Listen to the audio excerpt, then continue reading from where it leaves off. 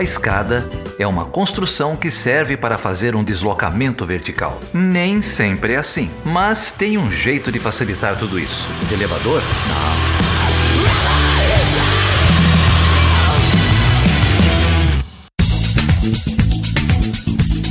Então, gente, hoje eu estou aqui com a Cláudia Garcês. É um prazer enorme recebê-la aqui. A Cláudia ela é coordenadora estadual do MTST.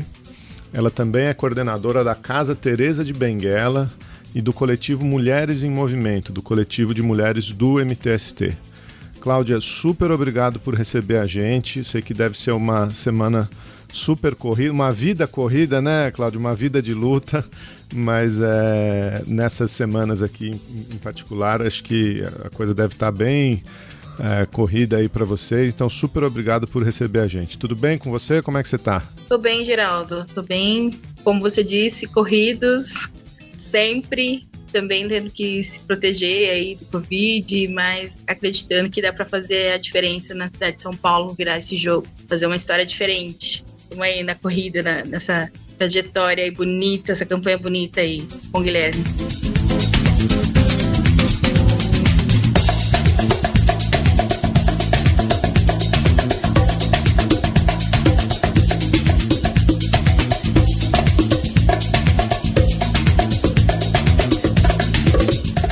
A gente ouve muito falar do Guilherme já há muito tempo, Guilherme Boulos, por conta da atuação dele no MTST.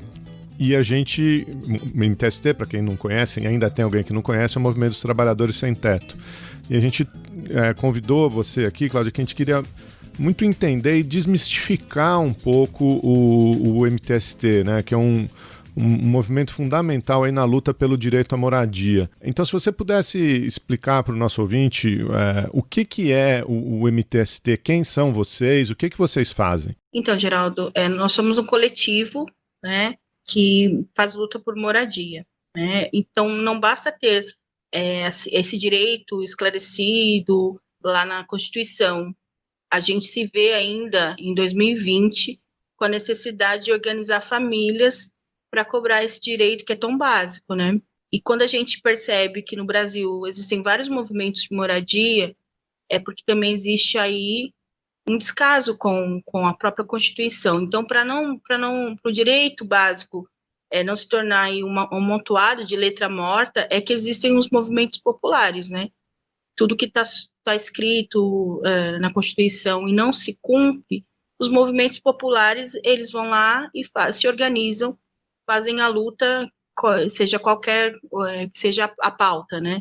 E o nosso cabe a moradia, que é um dos direitos mais básicos, é garantido pela Constituição, né? Garantido lá na Constituição, e a gente faz prevalecer aqui fora, nas ruas, quando a gente organiza as famílias que vivem o déficit habitacional, né? Hoje, 92% das pessoas que constituem o déficit habitacional são pessoas que ganham de 0 até 3 salários mínimos. E esse ganho, essa renda, ela não é suficiente para poder garantir o direito à moradia. Porque hoje, se o movimento ele é grande em São Paulo, nos seus arredores, na Grande São Paulo, na região metropolitana, por exemplo, é porque existe um grande déficit habitacional que essas cidades, principalmente a capital, não dá conta. Então, quando a gente começa a aprender de onde que vem, de onde que surge isso, né? E a gente acaba entendendo que vem do DNA da formação da cidade, né? Vem lá desde a República do Café com Leite, que o centro era só para os barões do café, né? E os negros, assim que houve a abolição da escravatura, também foram cerceados de tudo, né? Houve uma grande justiça, né, com eles.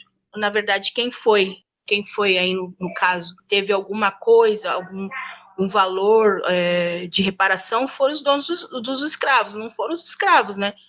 Já teve uma grande justiça a partir daí. E lá, um pouco antes da abolição da escravatura, na lei de terras, que dizia que estabelecia quem poderia ser dono de terra ou não. Então, já começa aí, né, o DNA da formação das cidades, todo baseado em diferenças, né, desigualdades para as pessoas, para os trabalhadores, para as pessoas simples que não tinham acesso, que não podiam comprar terras, para os negros, né, e mesmo depois da abolição ainda foram tirados do centro, tiraram das suas comunidades, tiraram seus territórios, né, e jogado para fora do centro da cidade. Depois, na Revolução Industrial, também os trabalhadores novamente também foram expulsos, né? Até quando é interessante para o capital ter o trabalhador próximo, era investido, né, nas vilas operárias, tudo, mas depois novamente foram expulsos. Então começa aí no gene da cidade, no gene da construção, da formação de uma cidade segregada, né? São duas cidades, a cidade dos que podem usufruir do centro e a cidade das pessoas marginalizadas, que estão mais afastadas do centro. E são com essas pessoas que nós construímos o maior movimento de moradia, hoje reconhecido nacionalmente até internacionalmente, que consegue estar hoje em 11 estados, totalmente atuante, totalmente entregando moradia, entregando aquilo que se propõe a fazer. Hoje estamos em São Paulo, no Distrito Federal, no Ceará, em vários estados. E essas famílias que nós trabalhamos são famílias de baixa renda, né? De muito baixa renda, que não conseguem financiamento, não são pessoas de crédito, né? Na avaliação do banco, não atinge o score, não vai atingir o score, não vai atingir uma capacidade de pagamento, né? De continuar pagando. São pessoas que não possuem fundo de garantia por tempo de serviço, que também é um modelo, né, utilizado do BNH, lá na época da ditadura também, modelo de financiamento que se utilizava muito do fundo de garantia. Hoje as pessoas não têm, né? Com essa crise que nos afetou, muitas das vezes o governo abriu mão, né? Liberou o saque do FGTS. Então, nós trabalhamos com pessoas que têm muita dificuldade, pessoas marginalizadas, pessoas que muitas vezes têm dificuldade de fazer esse pagamento, de ter uma avaliação do score bancário, né, de atingir essa avaliação. Não são sujeitos de crédito que nós trabalhamos hoje. Cláudia, eu estou aqui com a minha colinha, né? A gente fala muito do direito à moradia, e o direito à moradia ele está na Constituição. Eu achei legal que você falou aí das origens, né, do Estado brasileiro, da escravidão, da abolição, do processo de industrialização, e aí a gente tem uma Constituição que a gente chama de Constituição dos Direitos de 88, que simplesmente escreveu os direitos, mas fez muito pouco para implementá-los, né? Exatamente. Então não teve reparação, né? Como você falou aí, a reparação foram para os agressores, né? Não para as vítimas, né? Mas a gente tem, enfim, ali na Constituição de 88, o artigo 6º, o artigo 7º, né? O artigo 6º que fala do direito à moradia, o artigo 7º que fala de um salário mínimo que dê condição da família arcar com a sua moradia. A gente tem o dever do Estado, um pouco mais para frente, de construir moradia, melhoras habitacionais. E a gente tem, de 2001, o Estatuto da Cidade, que fala da função social da propriedade. Né? Não é isso, e isso às vezes as pessoas ficam nessa coisa da propriedade privada, mas não sabem dessa história da função social. Então eu acho que o trabalho de vocês ele é um trabalho que se contrapõe muito à especulação imobiliária, né? Isso que você estava comentando, né? Como os trabalhadores são expulsos do centro, mas também resgata essa ideia de função social, né? Você podia desenvolver, explicar um pouco isso para a gente? Principalmente assim, na hora que o MTST escolhe as propriedades, escolhe os imóveis, como é que essas coisas elas aparecem todas juntas na prática, né? De uma forma bem simples, né? Vou tentar te explicar. A gente tem vista, a gente sempre acompanha como que tá as coisas nos bairros, né? A gente tem um trabalho consolidado, um trabalho de base bem consolidado na capital, e a gente tem sempre em vista onde tem terreno, que situação que está, né? E para a gente ocupar, quando a gente ocupa um terreno, a gente ocupa um terreno que está ocioso, que está parado lá, que está só criando mato, que está servindo para depósito de um monte de coisa ruim, sabe? Desde carro roubado, moto, para servir de outras práticas também, que põem em risco a vida das mulheres também, né? Bom, enfim, são esse tipos de terreno que nós ocupamos. E geralmente esses terrenos, eles estão há mais de 40 anos sem função social e também muitos deles sem pagar impostos. O que choca é que a gente tem aí mais de 30, 40 anos e nada foi feito, né? Nenhuma multa chegou, nenhuma notificação, apesar que você citou muito bem lá o Estatuto das Cidades, que fala sobre a propriedade privada, que fala da regularização das terras, que fala, né, do zoneamento da cidade, que fala também sobre notificar esses terrenos que estão ociosos, esses imóveis que estão ociosos na cidade, mas mesmo assim existe essa dificuldade, né, do poder público em não notificar. Uma gestão que eu sempre cito, que se esforçou muito para fazer isso, foi a gestão do Haddad, né, em notificar terrenos que estavam aí sem função social, também imóveis, mas a coisa não desenvolve, né? Existem forças contrárias, existem interesses, né, para que essas notificações não cheguem, e são com esses terrenos, são com esse tipo de imóvel parado, sem função social, sem cumprir aí com o pagamento dos impostos, que nós ocupamos, né? A gente sabe identificar e a gente, hoje, na verdade, a ocupação do solo em São Paulo também está se esgotando, né? Vai chegar uma hora que não vai ter mais terreno para ser ocupado. Mas a gente consegue encontrar muito terreno, pequenos latifúndios ainda na periferia, sem função social, que pode ter sido aí fruto de grilagem, que tenha sido vendido à posse, que tenha passado, enfim, diversas situações que o Estado, ao invés de se utilizar disso para promover acesso à moradia, na verdade, contribui com a especulação imobiliária, com esses especuladores, né, com essa elite do mercado, que eles dão um tom, né, na cidade. Então, é uma politicagem muito forte que a gente expõe isso, na verdade, né, a gente acaba denunciando essa especulação imobiliária, e cada vez que a gente consegue tirar um terreno da mão desse especulador, na mão do capital, que a gente consegue transferir para a população, é um motivo de se comemorar, ainda mais quando se trata do nosso terreno, que é a periferia. Cláudia, aqui em São Paulo, quantas ocupações são, você sabe? Aqui na capital e na região metropolitana tem quase 30 ou 32 ocupações. É muita ocupação. Aqui só na Zona Leste a gente tem umas 5, em Copa do Povo, Dandara, que vem logo em seguida, Esperança Vermelha, Anastácia e André de Almeida, que a gente ajudou a fazer a resistência em 2016, 2017, em que o Guilherme estava no meio dessa negociação e foi parar no DP, né, para esclarecimento. Então, só na Zona Leste, aqui próximo onde eu moro, temos 5 ocupações. E são todas de terrenos, não tem, ou tem ocupação de edificação também? Não, são todas de terreno. A única de edificação que a gente tem, de imóvel mesmo, da Coab, é a Casa Teresa de Benguela, mas aí é uma outra página. Mas todos esses que eu te citei daqui da Zona Leste são terrenos, 5 ocupações de terreno nesse formato, sem função social, abandonados há muito tempo, servindo aí só para desmanche, desmanche não, né? Para depósito de carro roubado, para outras finalidades que não atendiam a população.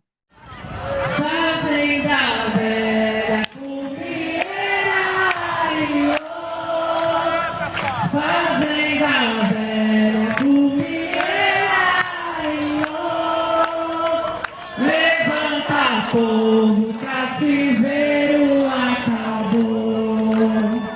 Levanta povo, cativeiro acabou.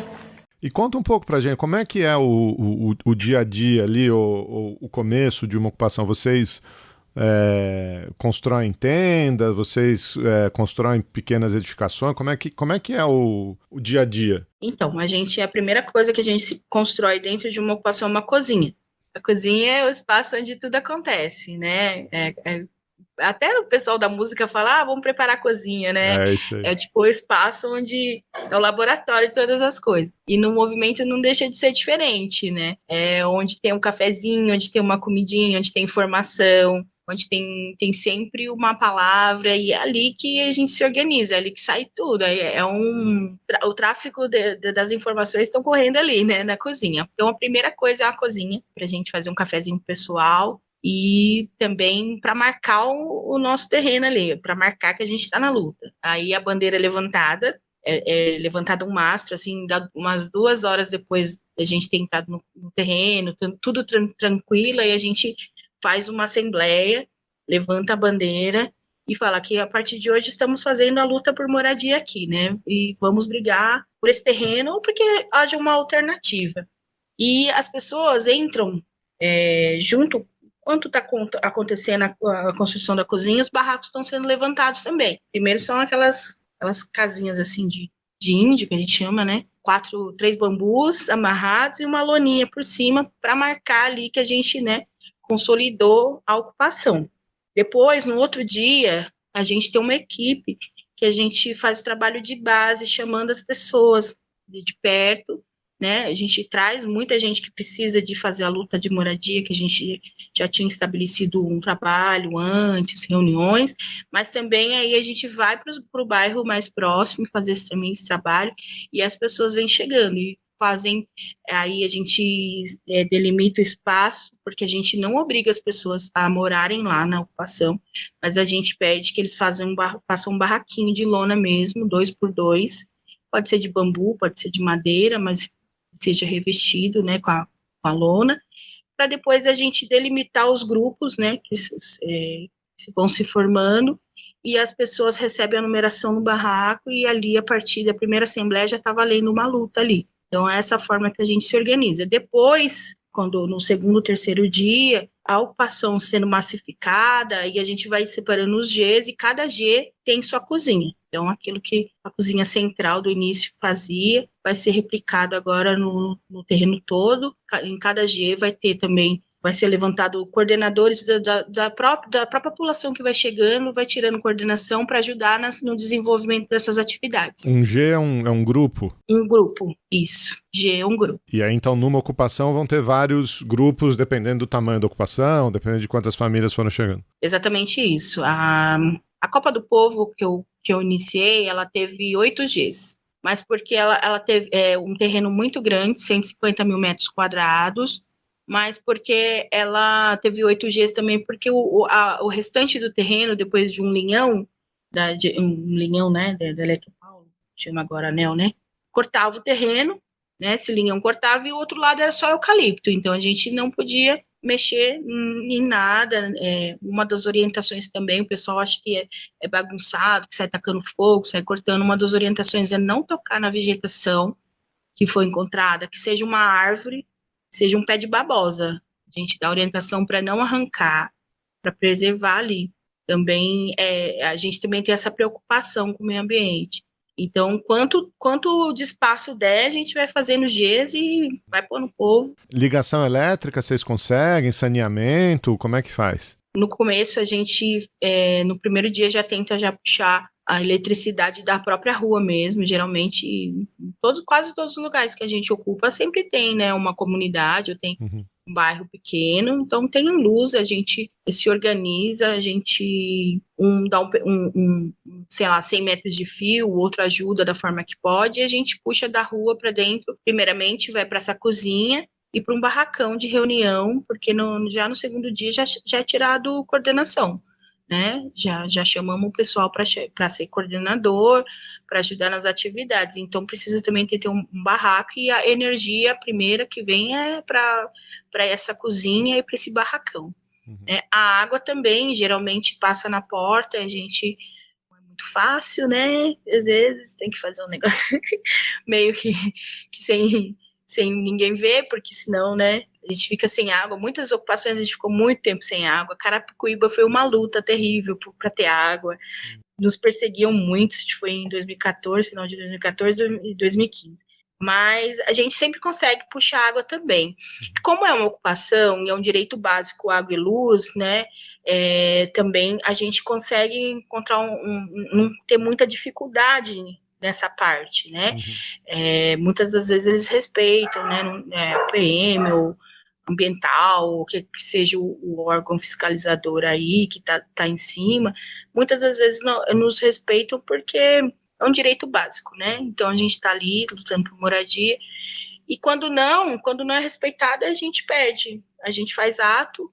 Os primeiros atos que a gente faz é para denunciar a especulação imobiliária, o grande número de pessoas que estão fazendo a luta ali, e também para algumas condições básicas, que é a água, que é caçamba de lixo, alguma ajuda para as famílias. Por exemplo, na Zona Norte foi até a cesta básica, a gente reivindicou na prefeitura, isso foi em 2018, e a gente teve ajuda, o Exército da Salvação, acho que entrou como uma parceria também. Algumas ocupações não é muito fácil, mas a gente tem sim a água e a luz garantida enquanto está lá estabelecido. E a outra pergunta que eu ia fazer, você meio que já me respondeu. Ninguém é obrigado, né? As pessoas vão chegando e aí vocês vão tirando, a liderança vai nascendo dos grupos que vão se formando. Como é que a liderança se organiza? Como é que é a organização dentro da ocupação? As pessoas que vêm de fora já chegam na porta da ocupação, tem uma recepção. Eu fiz muita recepção já na vida, de ficar falando a mesma coisa 400 vezes no dia. Mas é uma coisa que depois você aprende, assim, você vai melhorando, vai trazendo outros elementos no script, é bem legal. E a pessoa que está na recepção, você deixa o nome, o telefone, né, principalmente do Zap, para a gente ir em contato, e aí a gente explica o que é o movimento, assim, uma coisa muito rápida.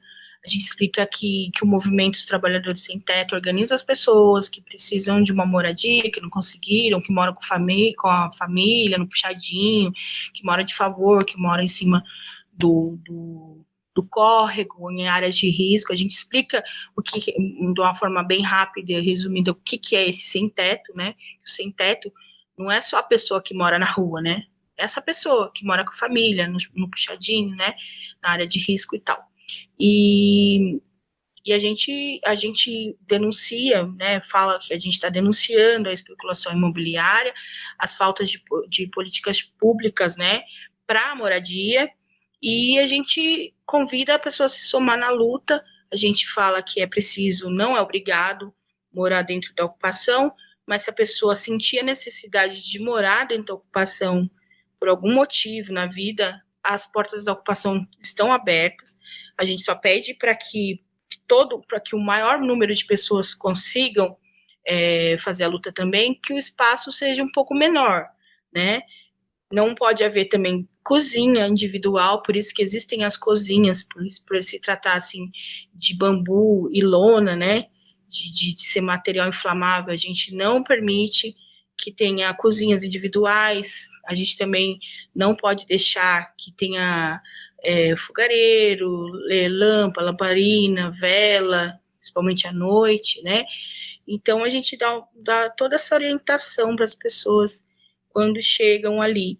E o primeiro passo é fazer a pessoa se conscientizar que tem esse direito, e também que ela não se sinta envergonhada de estar no movimento de moradia e ser confundida com um invasor. A gente explica bem a diferença de invasão e de ocupação. A gente trabalha com essa ideia de ocupar. Invasão, na verdade, é entrar no espaço onde já tem pessoas morando, já existe uma pessoa dando função social para o terreno. E a diferença da ocupação é quando a gente entra num terreno ocioso, que não está cumprindo a função social, não está atendendo famílias, não está atendendo a sociedade, e ainda está lá criando mato e está acumulando impostos, né, com o poder público. Então, a gente explica tudo isso nessa conversa inicial, que às vezes não é muito rápida, mas também não é muito alongada, né, porque muita gente chegando com madeira e lona, e pegando essas informações. Então, o primeiro passo é romper com o preconceito das próprias pessoas. Não é fácil, a gente Eu como coordenadora, no segundo, terceiro dia, eu me perguntava, meu, o que eu tô fazendo aqui, né? Porque eu tô invadindo, né? O que é dos outros. Mas aí você começa a ter esse ganho de consciência, a consciência começa a expandir através das formações que são dadas, né, pelo movimento, a partir dessas pequenas falas mesmo, já na porta, na recepção de uma ocupação, você já começa a ser politizado, você entender como é que funcionam essas estruturas aí que preservam aí, né, a propriedade privada e defendem os especuladores, né, em detrimento ao direito da moradia das pessoas. E aí a liderança da ocupação sai num segundo momento, sai dessas assembleias, dessas eleições que você estava falando, como é que saem os coordenadores, a liderança da própria ocupação? Aí, acho que no segundo dia, já quando está bem consolidada, quando está crescendo, está naquele fervo, solona e madeira chegando, e o povo chegando, aí a gente começa a delimitar os Gs, né? Por exemplo, primeiro o G1, né? Grupo 1 é o primeiro a ser formado, muito rápido, né? São as primeiras pessoas que vão chegando, vão pegando ali e fazendo seus barraquinhos, e a gente já passa fazendo a fala política. Estamos aqui fazendo a luta por moradia, e nós vamos lutar por esse terreno, queremos que ele venha atender as famílias, tem muita atividade a ser feita, vai ter muito ato, vai ter muita caminhada, o pessoal vai vir aqui na Assembleia, precisa pegar presença, precisa organizar comida de quem não tem o que comer, que vai vir morar aqui na ocupação e vai comer aqui, ou vai estar de passagem e vai se alimentar na ocupação. Então, tem uma afinidade de atividades, e aí convidamos, né, essas pessoas a serem coordenadores, é um trabalho totalmente voluntário, não existe pagamento. Pagamento é, sabe, é a satisfação pessoal de você ver, assim, as pessoas se mobilizando, mudando seu pensamento, né, e batalhando pela sua moradia e conquistando, né, porque ao longo da minha caminhada já vi algumas entregas de apartamento, né, pelo movimento. Aqui em São Paulo já foram duas, o Taboão da Serra, também do ABC, no ano passado, em março, e agora tá para acontecer o do Dandara, aqui perto da minha casa, aqui no Alto Alegre, né, estou aqui na região do Iguatemi, então vai ter uma entrega logo também de 216 apartamentos. Se o povo soubesse o talento que ele tem, se o povo soubesse o talento que ele tem, não aturava desaforos de ninguém, não aturava. Quem que vem, Cláudia, você falou, a gente sabe, né, a população de baixa renda, enfim, população de rua, de baixa renda, ou que morava de favor, que morava, puxou uma laje na casa de alguém, puxou um quartinho na casa de alguém, enfim. Mas tem algum perfil, assim, alguma coisa que você pode falar dessas pessoas, dessas famílias? O pessoal trabalha, sai para trabalhar de manhã, volta, ou como é que é? Tem algum perfil em particular, não? Massivamente são mulheres negras, a maior parte 75%, hoje a gente já tem esse dado. Nossa. Porque a gente tem um aplicativo que a gente andou fazendo o cadastro das pessoas, né, atualizando os cadastros. Então, essas informações a gente tem de pronto, porque a gente mesmo tá fazendo esse tipo de pesquisa quantitativa, se eu não me engano, né? E são 75% das pessoas são as mulheres, a maior parte delas são negras, mulheres negras, a boa parte chefe de família, que trabalham em diferentes áreas, dentro daquilo que cabe para as mulheres da periferia, né, que a gente sabe que muitas delas não acessam todo tipo de vaga, né, então, muitas cabeleireiras, muitas manicures, muitas faxineiras, muitas mesmo, babás, cuidadoras, né, os homens também são homens que trabalham na indústria, são pessoas autônomas, né, que trabalham no mercado informal. Então, é esse o perfil das pessoas que fazem a luta hoje. E a renda é aquela de 0 até 3 salários mínimos. Então, tem um morador de rua que se encontrou na luta, tem a dona de casa que cria seus filhos sozinha, mãe solo, né, muitas jovens mesmo, de verdade, E também os trabalhadores informais, também muitos Ubers, muitos motoristas de Uber, muitos entregadores de aplicativo. Tanto é que quando teve o break, né, dos aplicativos, a gente contribuiu com muitos companheiros nossos que estavam trabalhando aí nos aplicativos também. Isso é um dado bem fresco, assim, vamos dizer que é bem recente esses dados, né? Muitas pessoas de aplicativo também que fazem parte do movimento. Entregadores, motoqueiros, esse ramo de trabalho assim mais duro, né? Precarizado, né? Informal, Mais precarizado. precarizado. Exatamente, mais precarizado, são que compõem aí a grande massa do movimento também. Eu não tinha ideia, você falou 75% de mulheres, quer dizer, não é só que o Estado não cumpre o direito à moradia, né? Mas ele está agredindo a mulher e a mulher negra, né? Além de todas as agressões que esse grupo já sofre, ainda tem essa, né? Não tinha ideia, achei muito impressionante esse número. Se você puxar hoje, você vai ver que hoje as mulheres que mais sofrem com falta de políticas públicas são as mulheres negras.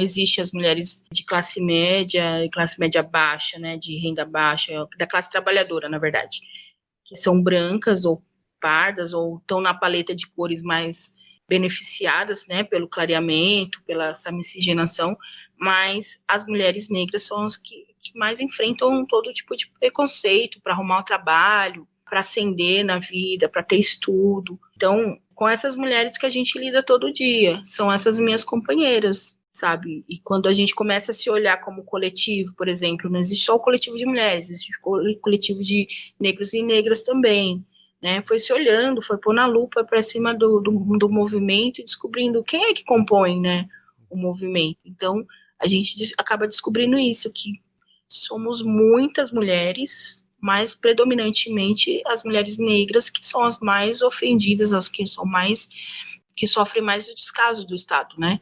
Tanto para saúde, educação, trabalho, que sofrem o racismo, tem que lidar diariamente com racismo, seus filhos.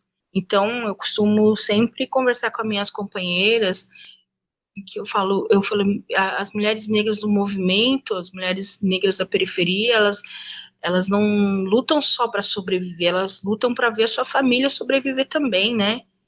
Lutam para ter o que comer, lutam para ter onde morar, lutam para, sabe, para não ver os filhos mais morrendo na balachada da PM, que é geralmente para os nossos negros, né? Haja visto aí toda essa comoção que está acontecendo, já há alguns meses aí na pandemia, uma coisa que mundial, né? E aqui o pessoal, a gente teve a fala infeliz do vice-presidente falando que não existe racismo no Brasil. Coisa infeliz, né? Existe forte, e pegam todas essas nossas mulheres, inclusive a chapa coletiva de mulheres do movimento para vereança esse ano foi um apontamento das nossas mulheres.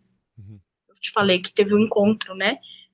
Ano passado, do coletivo, a gente se organizou, conseguiu reunir 600 mulheres, e elas deram a linha toda política. Elas denunciaram, né, qual que era a violência que mais pegava para o lado delas. Elas falavam da violência não só física, mas elas apontaram a violência do Estado. A violência do Estado que permite que o filho dela sofra na escola, o racismo, o bullying, a falta do médico, de um atendimento digno, da violência obstétrica que cada uma delas sofre, e foram pontuando até chegar um momento de falar, né, a gente precisa ter representação nossa lá também. A gente quer ver as nossas mulheres na política. Faltou dizer o nome, mas elas já sabiam exatamente, porque as que concorreram, as meninas da Junta, a Tuca, a Débora, né, e a Jussara, são mulheres pretas periféricas potentíssimas na luta de moradia. Super representantes, mulheres foda. Mulheres muito fortes. O Chutando a Escada conta com apoio financeiro dos seus ouvintes. Para saber mais, acesse chutandoaescada.com.br/apoio.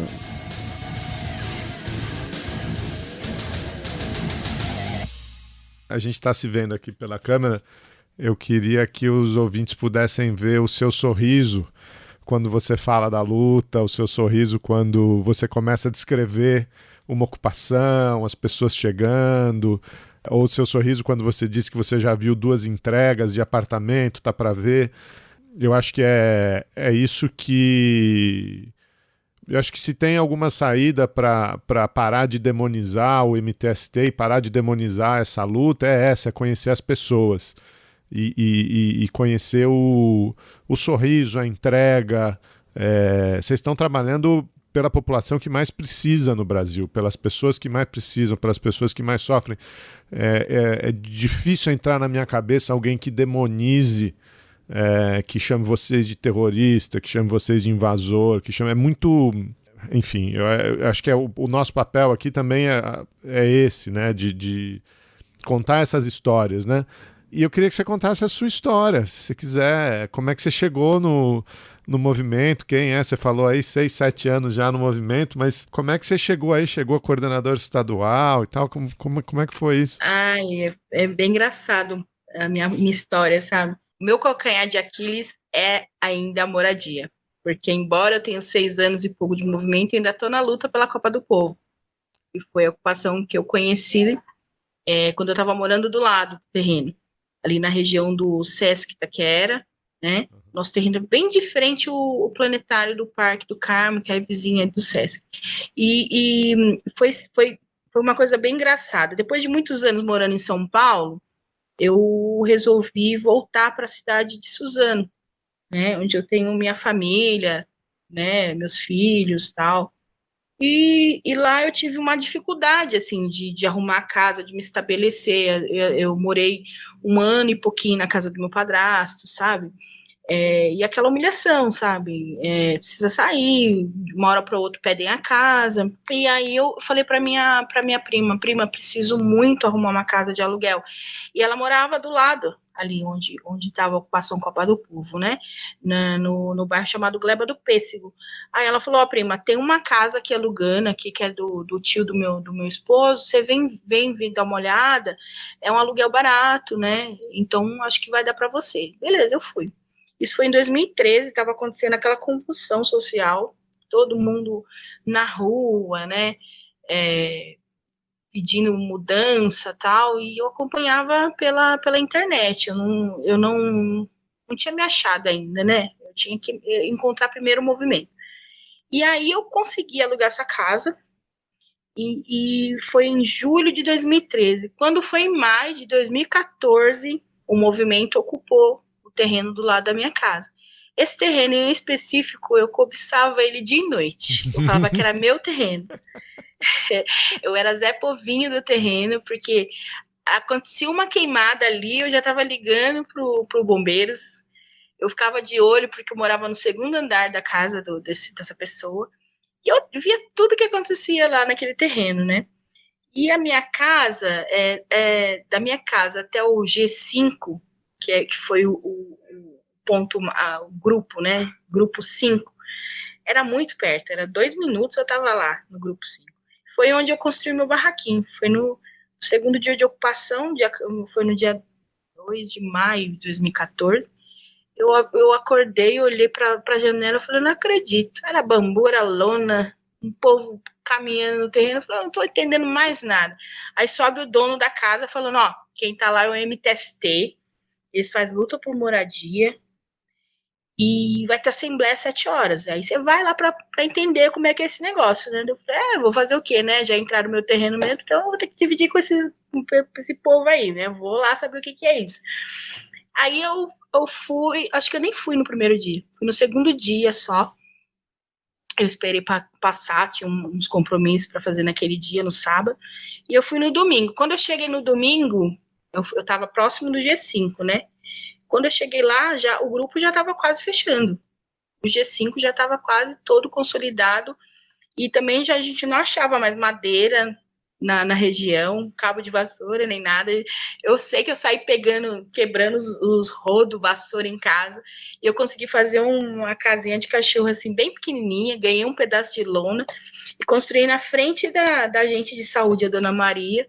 Falei, ai, Claudinha, vem aqui, faz aqui, tinha um espacinho lá. Ela tinha construído uma garagem, né, parecia que ia estacionar um Volvo lá dentro. E eu consegui fazer bem pequenininho, era o número, depois eu recebi o número de 110, eu nunca vou esquecer esse número, 110. E foi ali que eu comecei a minha trajetória, no segundo dia. Aí no terceiro dia passou o Josué Amaral, que é umas lideranças também do movimento há muitos anos, né? Agora aí ele fazendo a campanha do Guilherme também, tá super ocupado. E ele passou assim, ele perguntou: você sabe de quem é esse? Porque tinha uma fazenda marcada, fizeram com tudo que acharam, um pedaço de pano, um pedaço de trapo, um pedaço de papelão, e marcaram um negócio gigantesco. Ele falou: você sabe de quem que é? Eu falei: não sei não. E eu sentada lá na garagem da Dona Maria, né, esperando. E aí várias coisas acontecem na cabeça, vários pensamentos, né, vêm na tua cabeça. Como que vai ser isso aqui? Será que a gente vai ter só esse pedacinho aqui? Será que eles vão juntar o pessoal, vão subir um prédio? Mas aí você Sabe? tinha saído da casa que você tava já, tinha pego suas coisas e tinha ido pra lá. Não, até 2 minutos de lá. Eu não era obrigatório morar lá, né? Eu consegui fazer um barraco de cachorro. Eu falei, eu e meus 2 filhos? Não, jamais. Eu já enfrentei cara feia dos filhos, né? Porque eles já eram mocinhos. Aí, ai, mãe, nossa, que... Falei, não, eu vou lá, preciso, né, da minha moradia. Deixei eles falando e fui lá, né? Uhum. Filho de pobre metido a rico, né? Tipo, eram umas coisas assim estranhas, né? Mas aí, bom, eu fui, e aí passou o Josué, e daqui a pouco passou a Simone Pérez, inclusive ela já é falecida, foi uma grande militante do movimento. Ela falou, chegou com um megafone chamando o povo, né? Vem aqui que a gente precisa falar, não sei o quê. E aí começou aquela fala mais politizada sobre tirar a coordenação, né? De precisar da força das pessoas, da ajuda para a gente lutar e lutar todo mundo junto. E uma coisa que é bem bonita do movimento a parte da cozinha, né? Eu já falei que é o coração da ocupação, e eu deixei de comer uma comidinha bem gostosa na minha casa para provar aquela comida. Era uma comida bem simples, sofrida, mas eu queria estar ali. E todas as coisas são feitas no coletivo, isso que é mais importante, sabe? Que as coisas são feitas no coletivo, a gente quebra muitos paradigmas, a gente deixa muito orgulho de lado, a gente começa a entender mais do outro, querer estar junto, valores de comunidade são resgatados, né? O valor comunitário, sabe? O sentimento sabe, de bairro pequeno, que todo mundo se conhece, que todo mundo é solidário, essas coisas começam a aparecer de novo, porque a gente chega muito quebrado, né, na ocupação, vem de diversas experiências, vem de várias perspectivas, e cada uma ali começa a se encontrar naquela forma de fazer a luta, né, valorizando o outro, construindo junto, coletivamente. Então, uma dessas explicações que a Simone me passou, eu nunca vou esquecer dela, né, da forma como ela fazia a luta dela, que era muito bonita, era uma mulher muito forte também, mais uma liderança, mulher preta, né, referência no movimento, que eu trago com muito carinho, e, assim, eu tinha uma vontade de me doar, né, eu estava com um pouco de tempo livre, um pouco de segurança naquela época, porque o pai dos meus filhos já havia morrido, né? Então eu queria me doar por alguma coisa, eu não sabia o que era, e aí eu encontrei o movimento, uma coisa assim, né? A gente lança para o universo devolve para a gente. Eu queria aquele terreno, hoje, bem dizer, ele é meu, já, né? Ninguém me tira mais, né? Vai demorar 10 anos? Que demora 10 anos, mas é meu, vou morar lá um dia, né? Entendeu? E essa vontade de fazer alguma coisa também, que eu não entendi o que era, e eu encontrei no movimento, sabe? Foi uma coisa, assim, uma transformação que aconteceu do dia para o outro, mas eu consegui entender bem isso, sabe, sobre a coletividade, sobre esses valores, assim, sabe, de olhar para o próximo, de querer ajudar, de você ver importância em você estar na fila para pegar a presença da pessoa, ou para tirar dúvidas sobre o que aconteceu na Assembleia, o que foi falado, quando que vai ser o próximo ato, onde a pessoa tem que ir, sabe, pequenas coisas que a gente, às vezes, pra gente não é nada, mas para outra pessoa é um monte de significado, sabe? Para ela se nortear na vida também, na luta, sabe? E então, ai, cara, é tanta coisa assim, sabe? Tem suas contradições, logicamente, como todas as coisas, como todos os grupos, mas, tipo, é o que faz a gente, né? Pega pessoas totalmente sem voz e sem vez e te dá condições não só de lutar pela moradia, mas de você se encontrar como cidadão, né? Se encontrar como pessoa, e desenterra um monte de vontades e te faz entrar em contato com um monte de coisa boa que acaba moldando mais o seu ser, né? Tira aquele verniz de dureza que a sociedade te bateu tanto e você consegue ali ter muita coisa boa. E é isso que a gente queria falar para as pessoas, né? Isso que a gente precisa falar para as pessoas.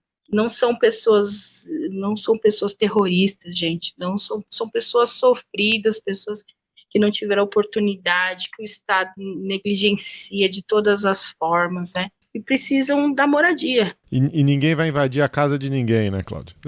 Ninguém invade a casa de ninguém. Ninguém invade a casa de ninguém. É uma coisa tão óbvia, mas a gente precisa dizer, né? Trate-se por ninguém! Trate-se por ninguém! Aqui está o povo sem medo, sem medo de lutar! Aqui está o povo sem medo de lutar! Aqui está o povo sem medo de lutar! Aqui está o povo sem medo! Conta um pouco mais, conta da Casa Teresa de Benguela, conta do coletivo. Então, aí a luta, esse foi só o início da luta, né? A gente conseguiu ficar 4 meses lá, foram 4 meses de vitória, a gente teve que dormir na frente da Câmara Municipal para poder votar o plano estratégico diretor de 2014, para poder legalizar aquela área, enfim. E estamos caminhando, e estamos na militância, e chega em 2016, 2017, a gente começa a se olhar como um coletivo, né? Por exemplo, as mulheres. A gente começou a notar que aquela briga que existia entre casais lá na casa, né, de alvenaria, agora acontecia dentro dos barracos do movimento, né? As pessoas que por alguma circunstância foram morar na ocupação, precisaram ir morar, elas tinham dificuldades também, né, nos relacionamentos, e era recorrente isso, a discussão, a briga, a violência, e a gente tem muita companheira que ajuda a fazer a segurança do movimento, né, inclusive à noite, na trilha, né, muitas mulheres que às vezes durante o dia não pode se comprometer, à noite estão lá no movimento fazendo trilha, ajudando, cuidado de cada barraquinho, porque eu já te falei, né, não pode ter lamparina, não pode ter vela, então é uma questão de segurança, né, pra gente, pro acampamento inteiro. E aí elas começaram, os homens e as mulheres que fazem a trilha, ter isso recorrente, né, a violência, né, ouvindo as mulheres serem agredidas, e a gente pegava, tinha uma linha, tirava o abusador, né, o agressor da ocupação. A gente tinha essa linha, não era tolerado. E a gente viu que não adiantava, porque depois de um tempo, eles voltavam a ficar juntos, né? Então a gente começou a pensar, como que a gente vai fazer? Como que a gente vai fazer para melhorar a situação? A gente precisa fazer uma roda de conversa, a gente precisa discutir, porque também nós, como mulheres militantes, encontrávamos muitas dificuldades também para militar, né? Quer seja com outro coordenador, quer seja com o acampado. Eu mesma já sofri muita gordofobia, porque eu sou uma pessoa acima do peso. Eu sofri uma violência de gordofobia em Guarulhos, precisou chamar para conversa. Então, como mulher e militante, a gente também encontrava as dificuldades. A gente parou e falou, a gente precisa conversar mais sobre isso. E aí as rodas de conversa foram acontecendo aqui, ali, de forma pontual, sabe? Quando acontecia alguma coisa, a gente estava, mas aí o negócio foi crescendo, a vontade, né, de se organizar. E aí, quando foi agora no comecinho de 2017, a gente ocupou a Paulista. Não sei se você ficou sabendo, mas a gente morou lá durante 22 dias, né, na Paulista. E a gente propôs muita cultura, né, muita informação, muita formação, muita gente boa passou por lá. E as mulheres também tiveram seu momento.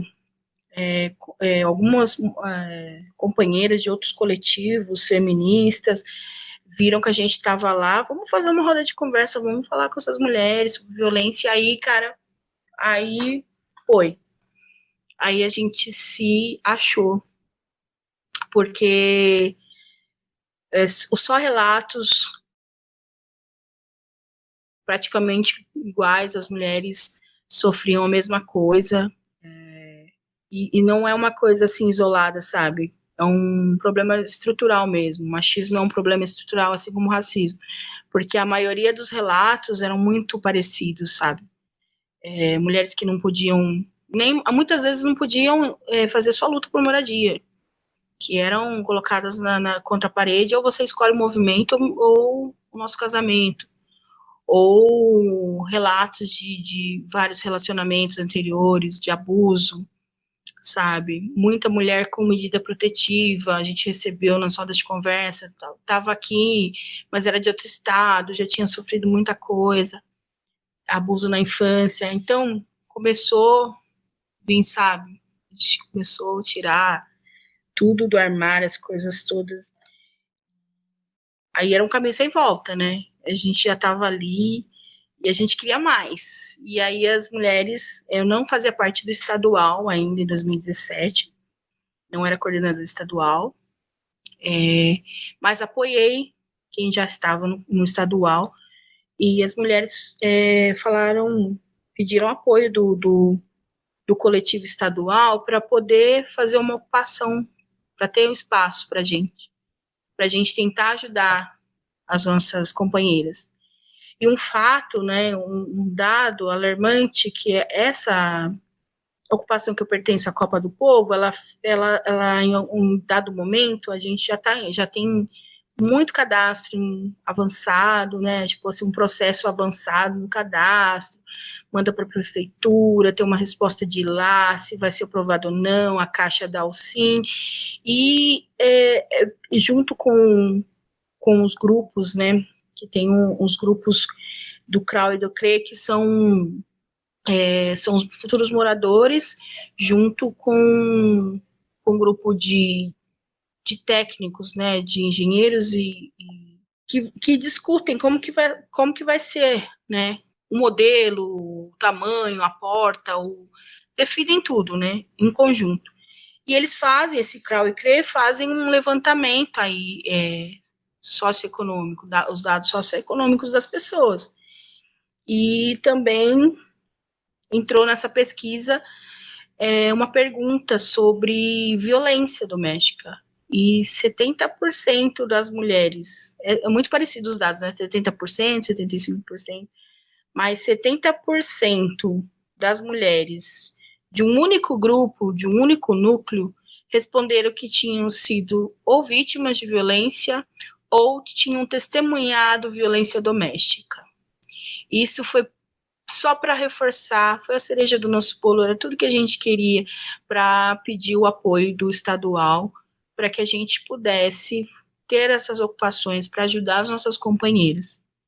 Porque existe um trabalho muito sério quando a gente fala que precisa se reunir, que precisa discutir violência, que precisa ajudar, né? Não empoderar, porque empoderar é uma palavra assim, a gente que não é isso, bem isso, sabe? A gente não consegue dar esse poder para a mulher, mas a gente consegue fortalecer nossas companheiras na medida do possível. Então a gente precisava fortalecer elas, porque muitas delas estão em busca da sua moradia porque sofrem violência doméstica e não podem largar a pessoa, o agressor. Tem dificuldade financeira, como eu já te falei, são a maioria mulheres negras que encontram dificuldades todas, a partir de emprego, creche para pôr os filhos, e a gente precisava desse local, sabe? Aí foi decidido que nós teríamos 2 ocupações, uma na sul e uma na leste de São Paulo. Na leste seria próximo a esse núcleo que respondeu a essa pesquisa socioeconômica, falando também aí da violência doméstica. Então, escolhemos um local na Coab, na Zona Leste, para ocupar. Estava abandonado desde 2007. Funcionava lá uma videolocadora. Quando a gente entrou no local, tinha muito lixo. O pessoal morava na frente, assim, sabe? Pessoal de rua, morador de rua, usuário de droga. Então tinha muito lixo, tinha muito rato. E ainda tava todos os móveis lá do antigo dono, sabe? Da última pessoa que fez comércio lá, que era uma videolocadora chamada Tranca, ainda por cima, super conhecida. Na Coab 2 aqui, né? José Bonifácio. No mesmo dia, na verdade, era para ter acontecido da Zona Sul, mas lá não deu certo. Então veio todo o ônibus, né, a gente tinha levado um ônibus de mulher para cada canto, veio o ônibus lá da Sul para reforçar e foi o que deu certo, a gente conseguiu consolidar a ocupação. Foram 5 meses, os primeiros 5 meses foram muitas atividades ali desenvolvidas, foi super efervescente ali, a gente fez muita roda de conversa, a gente acolheu mulheres, a gente discutiu machismo, sobre o nosso corpo, a gente fez muita atividade, teve capoeira, teve arte, teve slam das minas, teve roda de conversa LGBT, a gente tinha até 2 mocinhas trans que a gente ajudava, sabe? Da região mesmo. E a gente abrigava elas lá, dava comida e recebia as mulheres, e foi super importante esses 5 meses que a gente atuou, os primeiros 5 meses. Aí nos reintegraram de forma arbitrária em abril de 2018. Nos colocaram para fora, pegaram um documento de 2006, de outras pessoas 2006 ou 2005, não sei, e tiraram a gente de lá. Nós não recebemos nenhuma notificação.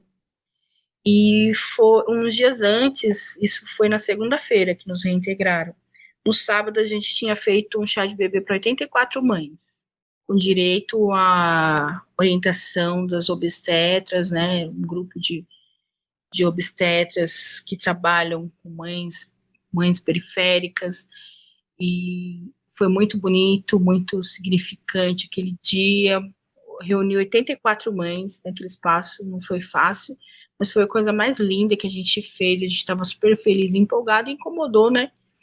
Mas a gente foi atrás do nosso espaço, a gente fez um ato, fomos para a Coab, e a Coab prometeu nos devolver um outro local para a gente desenvolver nossas atividades, né, que era muito importante. Naquele mês que a gente foi reintegrado, 2018, a gente tinha acabado, o MTST tinha acabado de ocupar o triplex, ter denunciado a farsa. Aí sobrou para nós, né?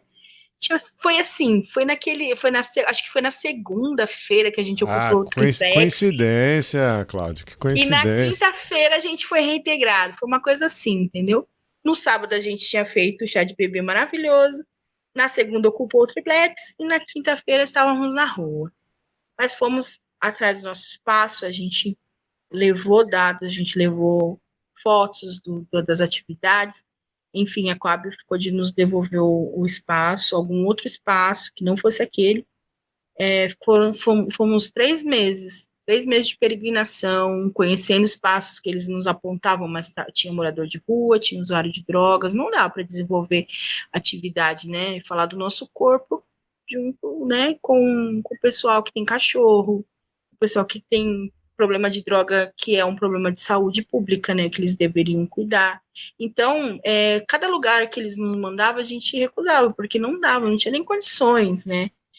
E aí a gente foi decidido a ocupar a Coab. Eu estava dando 3 meses, nesses 3 meses a gente foi, vamos radicalizar lá na Coab, senão não vai sair nada. E a gente foi e eles falaram, vocês estão andando em círculos com a gente, que a gente apresenta os locais para vocês não querem. Falar, gente, não tem condições, quem está andando em círculos são vocês, porque vocês mostram cada lugar horroroso pra gente. E aí, a conversa vai, conversa vem, não saía, ninguém falava nada que prestasse. Eu falei, então tá bom, a partir de agora a Coab está ocupada.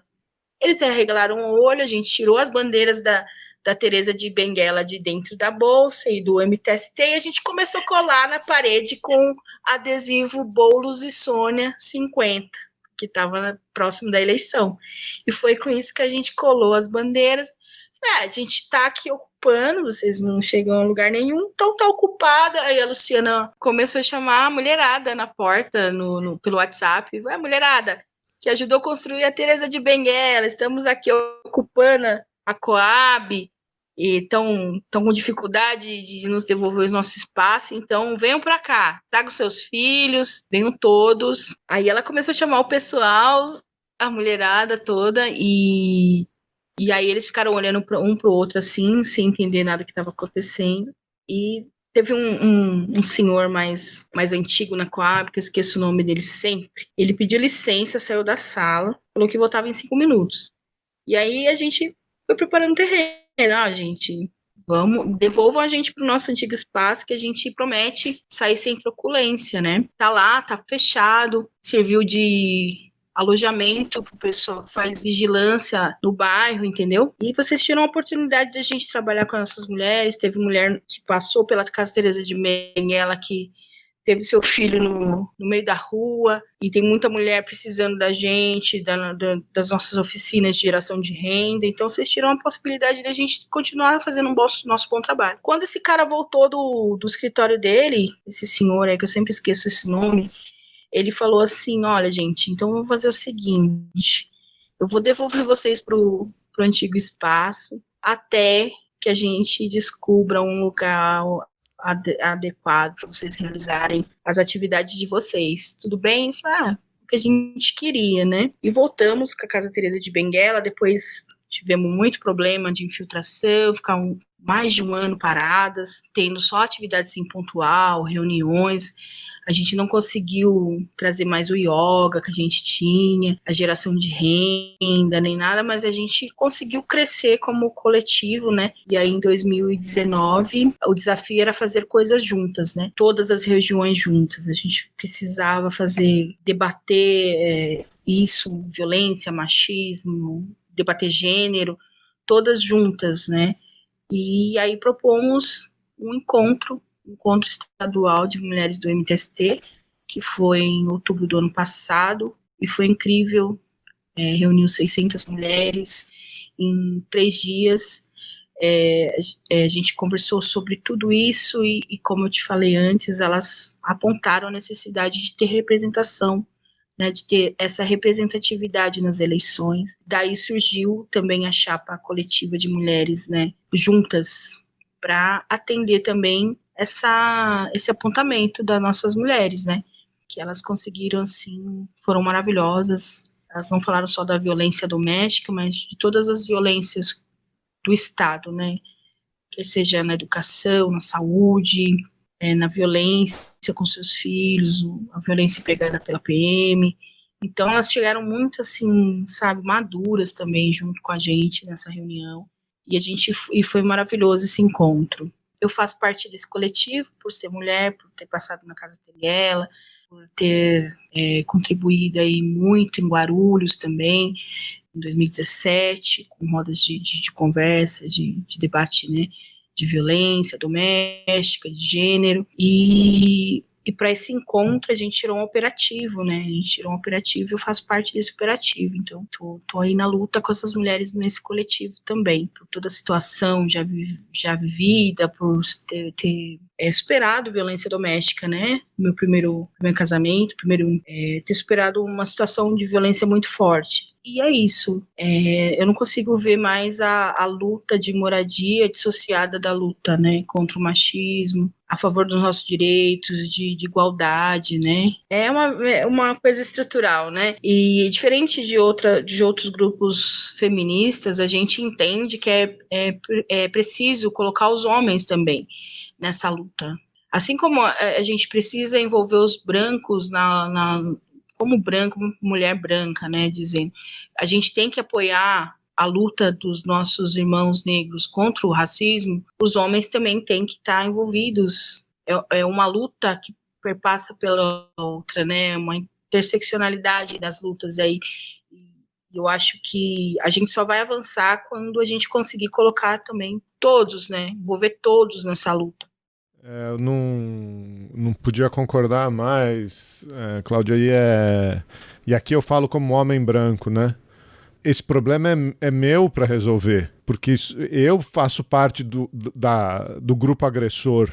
Esse problema não é justo pedir para você resolver esse problema. Do negro, a mulher, o indígena, esses caras são os prejudicados, né? Esse problema é nosso, né? É a gente que tem que atuar para resolver, para parar com essa violência estrutural e não podia concordar mais. Assim, faço coro aí a tudo que você disse. Se o povo soubesse o talento que ele tem, se o povo soubesse o talento que ele tem, não aturava desaforos de ninguém. Não aturava. Acho que sobre minha trajetória, pouco isso, né? Primeiro luta de moradia, depois a gente se vê como mulher, muitas dificuldades, ter que se organizar, e aí a gente tem um coletivo, e o fruto do coletivo são as meninas na eleição esse ano, ficaram na primeira suplência com muito orgulho, não conseguiram chegar lá, mas ficaram na primeira suplência, tiveram mais de 21.800 votos, uma coisa bem importante de se frisar, né? E é isso, cada vez mais ocupar espaços que antes não foram pensados para nós, né? Ocupando terra, lutando por moradia, ocupando a política e fazendo dela, dando um novo formato para a política, né? Porque a gente não quer mais essa política que está aí, né? Tudo que representava o trabalhador antes de alguma sigla também já foi rechaçado pela própria população. Então, a gente quer isso, a gente quer ocupar cada vez mais espaços que foram negados para a gente gente luta por uma sociedade mais igualitária, né? Que a mulher tenha mais direitos também, que a gente seja respeitada, a gente briga pelo direito à cidade, e é isso, sabe? Cada espaço pequeno a gente fazer uma revolução para que todos os nossos direitos sejam alcançados. Eu estou falando, parece um pouco utópico, mas eu acho que é totalmente possível. A gente não vai alcançar tudo ao mesmo tempo, mas a gente já está alcançando algumas coisas, a gente está quebrando paradigmas, a gente está quebrando, desmistificando através desse podcast quem somos e o que queremos. Eu só tenho a agradecer, a dizer parabéns pela luta, parabéns por toda a ajuda que você dá, que o MTST dá à população necessitada, às mulheres. Parabéns e obrigado, cara. Obrigado porque a gente precisa disso. Vamos acender as esperanças, né? Vamos continuar aí fazendo o que a gente sabe, acreditando nas pessoas, acreditando que é um futuro, né? Melhor. É isso que a gente tem lutado, né? Para ter unidade na luta, para a gente alcançar o respeito, né? A gente canta, se o povo soubesse o talento que ele tem, não aturava desaforo de ninguém. É uma cantiga que a gente sempre repete. Então é isso. Não largar a base, não largar a luta, acreditar que é possível. Se o povo soubesse o talento que ele tem, se o povo soubesse o talento que ele tem, não aturava desaforos de ninguém, não aturava. Você acabou de ouvir mais um episódio do Chutando a Escada. Para apoiar, acesse chutandoaescada.com.br/apoio.